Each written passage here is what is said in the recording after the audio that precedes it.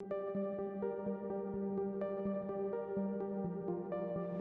name is Beck Storer. I'm the creative director of The Cutaway, and we're a community of creatives who are really interested in the role of public art and storytelling in the public space.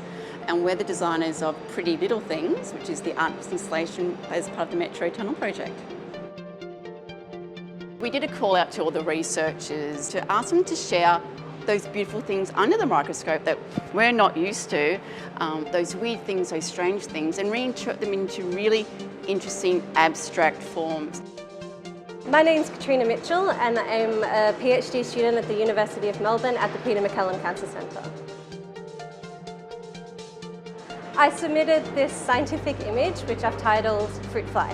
So this shows the developing eye of the fruit fly. And we study this because even though we look very different, flies and humans actually have a lot in common genetically.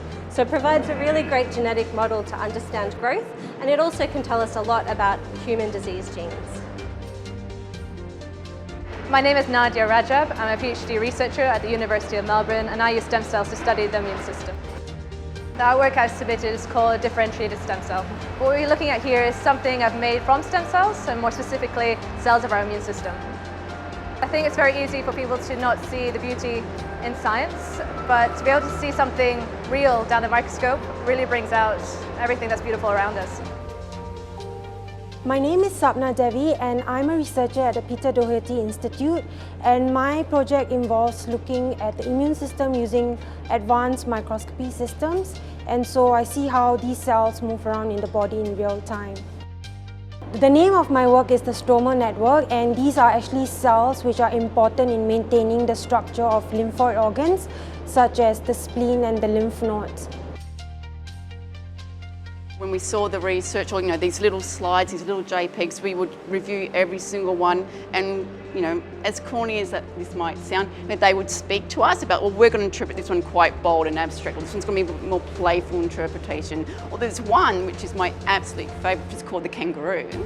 And when we saw this one, we didn't need to touch it because Mother Nature played an amazing role where you look at this artwork and it's literally cells created into the form and shape of a kangaroo.